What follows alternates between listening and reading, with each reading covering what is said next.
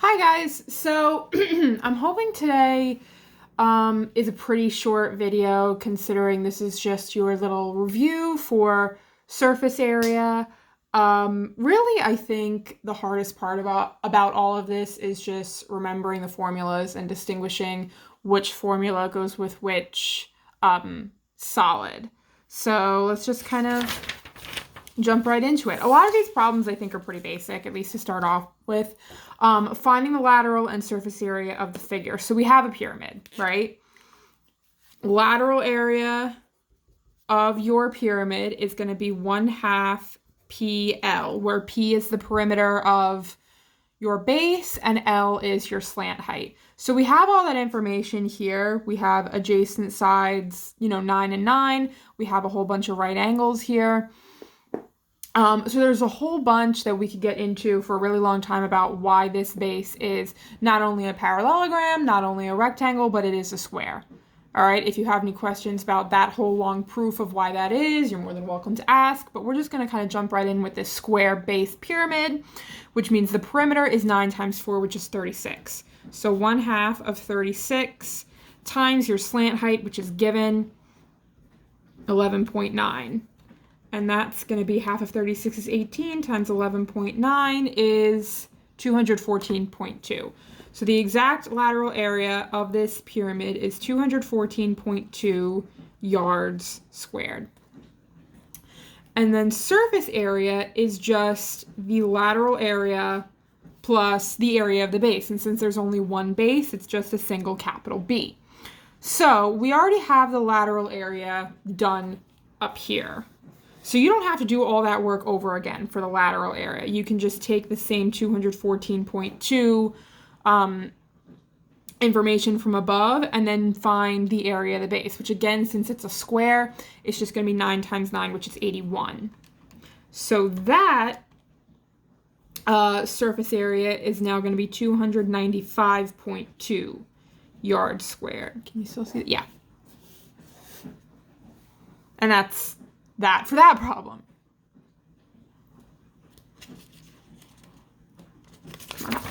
All right. Prism this time. All right.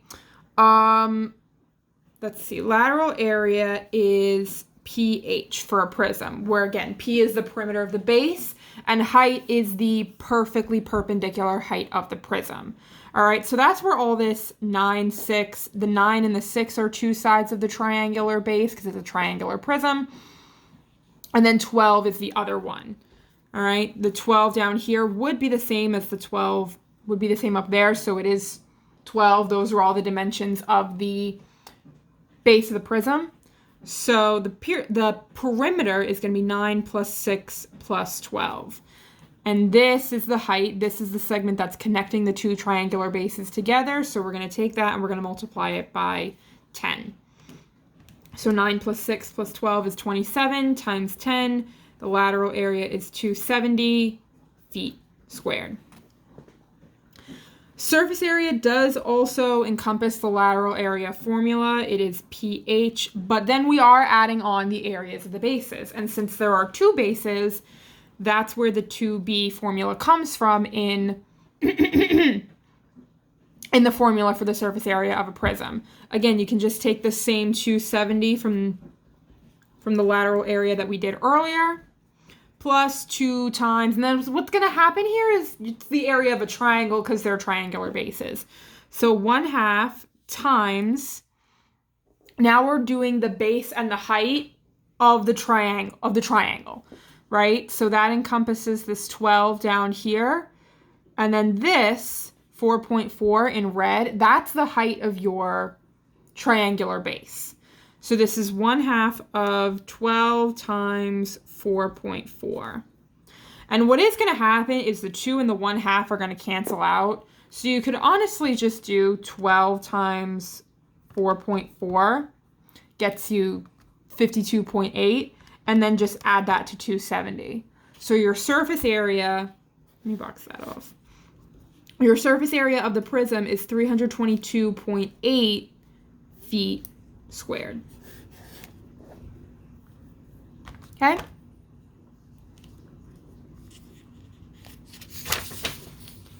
All right. Same thing, but now we're doing a cylinder.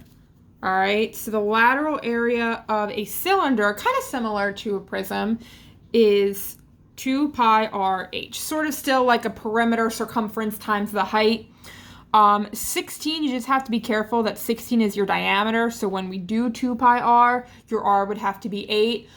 I think you guys might remember that pi times the diameter is also a formula for the circumference, so you could absolutely just do pi times 16, and then times the height, which is, again, connecting the two circular bases, so it's 6. All right, either way should get you the exact same thing, because when you do 2 times 8, it's still going to get you 16. So 16 times 6 is 96, and since the instruction said to leave answers in terms of pi, we're just going to leave this as 96 pi feet squared for the lateral area. Surface area then is taking the exact same lateral area formula plus, again, 2 times the area of the base, since there are 2 bases. But since the bases for cylinders are always going to be circles, you can just say 2 pi r squared. And this is where you would have to be careful with the radius. So this lateral area portion is the 96 pi from earlier. And then this you would actually have to be careful with the radius because it's going to be plus 2 pi times 8 squared. That's your radius. So 8 squared is 64 times 2 is 128. So this is 96 pi plus 128 pi. And because they both have pi, you can combine those like terms. 96 plus 128 is 224. So this is 224 pi feet squared. Same kind of thing where we're leaving the final answer in terms of pi like the directions told us to. I don't think I said this already, but I believe I said this in other videos. You should get something bigger for the surface area than the lateral area, considering the surface area covers more area. Sorry if you hear some weird noises in the background. I'm also running the dishwasher while I'm filming this. Surface area covers more area of the solid than lateral area does, so you should expect to get a bigger number for surface area than lateral area, which we do here. All right. Another pyramid, but this time it is a hexagonal pyramid. All right. So lateral area, we talked about that formula already. It's half of the perimeter times the slant height, and we have all that information. The 7 is pointing to this side of the regular hexagon, and we have its regular because of all the tick marks and all the arc marks.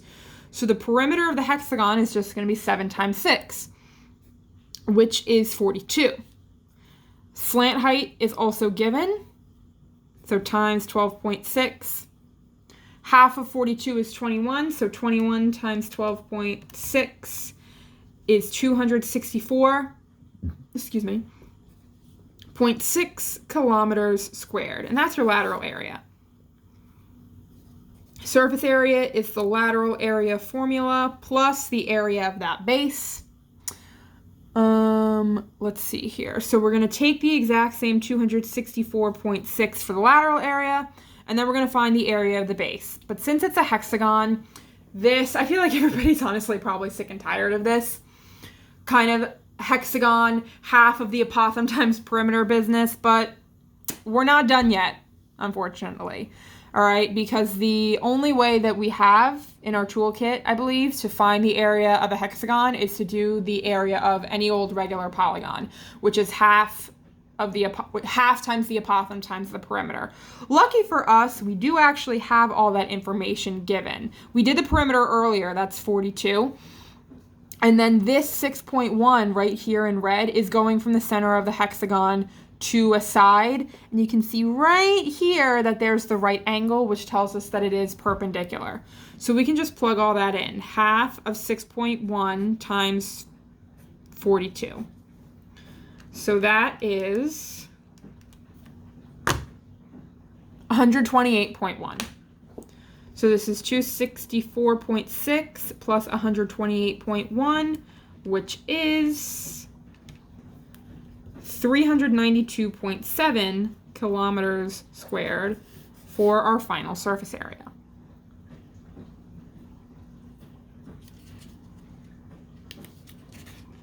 Come on. All right. All right, we haven't done cones yet.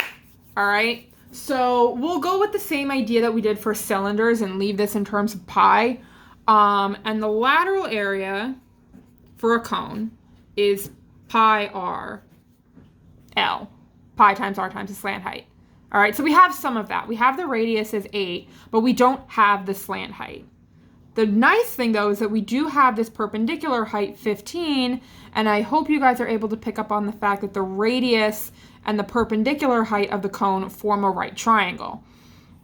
So to find the slant height, you would have to do Pythagorean theorem, or if you remember your triples, you could find the slant height a little bit faster if you recognize that 8, 15, those two legs are actually part of a Pythagorean triple. The hypotenuse in that triple, 8, 15, 17.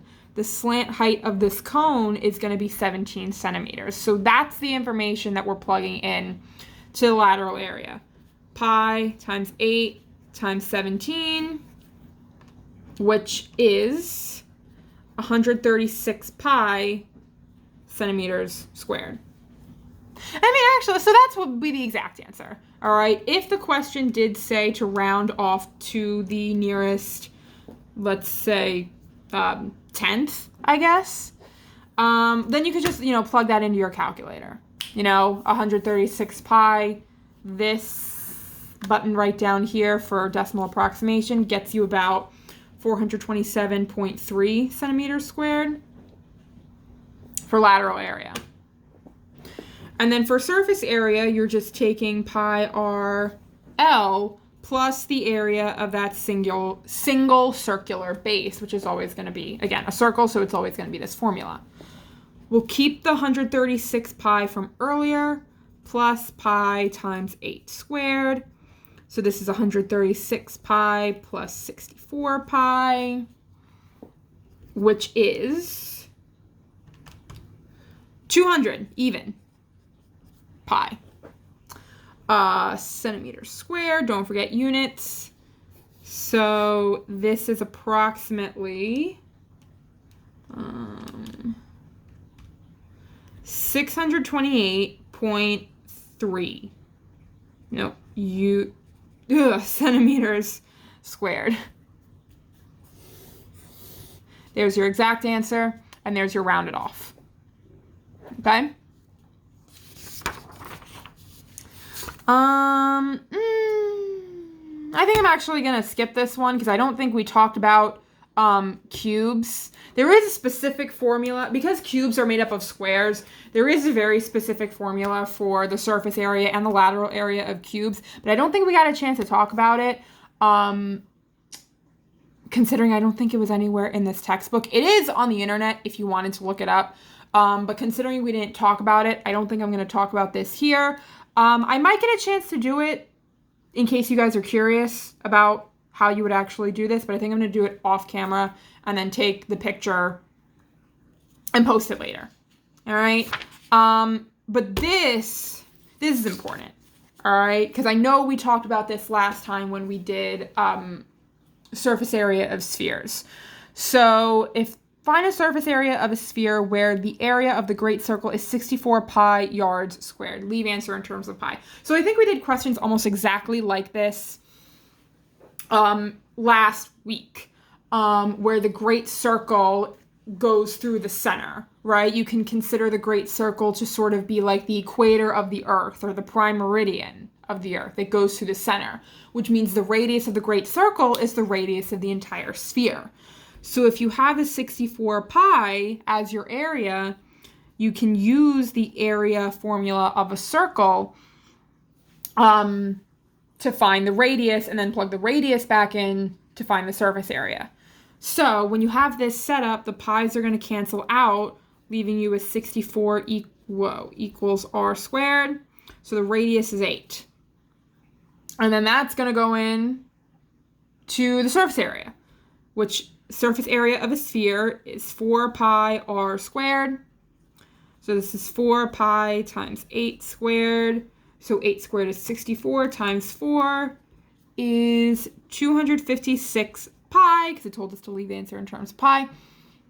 yards squared. I think this is one of those situations. I know somebody had asked about this in the geometry hangout chat, which if you're not in, let me know and I'll see if I can get you a link to join. Somebody had asked about like, hey, can we just take like the area of the circle and then multiply it by 4? I think if you look around on the internet, that should work every single time. I know I told that person that it works every single time. But yeah, that should be fine, I think, in this case. I think maybe when you get into like circumference stuff, things probably work a little bit differently. I think there also might be a relationship between the circumference of the great circle and the surface area of the sphere. That's probably somewhere floating around somewhere on the internet. And yeah, I think this next one might be the last one. Yeah, this is the last problem. And this I do really want to talk about. So find the surface area of the entire figure. All right. So there might have been a couple problems like this in some textbook section, some homework assignments, somewhere, some when. And I didn't get a lot of questions about it, which was interesting. Because this, I think, is a very interesting problem. It's what they call a composite solid, kind of like a composite figure, where you can break this solid down into a square prism and a square pyramid. And then you would find the surface area of both of those separately and then add them up. The only thing you have to worry about for something like this is where they meet right here, this overlap, all right? Because when we talk about surface area in general, it's everything you can see on the outside, right? So this base of the pyramid and one of the bases of the prism are not visible on the outside. So when you're finding the surface area, you're taking them out of the surface area of the pyramid and the surface area of the prism. So specifically with the pyramid, if you're taking out the base, you could actually just do the lateral area of the pyramid. That would probably be a little bit easier. Lateral area of a pyramid is half, we've done this a bunch up to this point, half of the perimeter times the slant height, which you have given to you. It's a square base. So this is half of 4 times 4, which is 16. And the slant height is 5. So half of 16 is 8 times 5 is 40 centimeters squared, is the lateral area of the pyramid. Now, when you're doing this for the prism, you have one of the bases taken out, but like if you had this, if this was like a building is a bad example because you can't pick up a building and lift it, but like if you had this as like a set of building blocks, right? You could lift up these blocks, or like if this was like a pair of blocks that were like stuck together, you would be able to lift this pair of blocks up and you'd be able to see the bottom of it. So that's why we're including the bottom, this bottom base, but not this one, right? Like if you glue them together, let's say, you wouldn't be able to see this top base on the pyramid with the naked eye, you know? So the way I go about this is when you talk about the surface area of the prism, the surface area formula is perimeter times height plus 2b. But you have to take out one of the bases because you're not counting this base as part of your visible surface area. So what you're actually doing here is the perimeter times the height plus only one base, because only one base is visible. You could absolutely, what's the word I'm looking for? Reason with this as, okay, if I did the lateral area and then tacked on one of the bases, it would get you the exact same formula, which means it should get you the exact same numbers at the end. So the perimeter of the base is the same 16 from earlier. When we talk about the height, that's the height of the prism itself. So connecting the two bases, which is 6, plus the area of the base, since it is a square, 4 times 4 is again 16.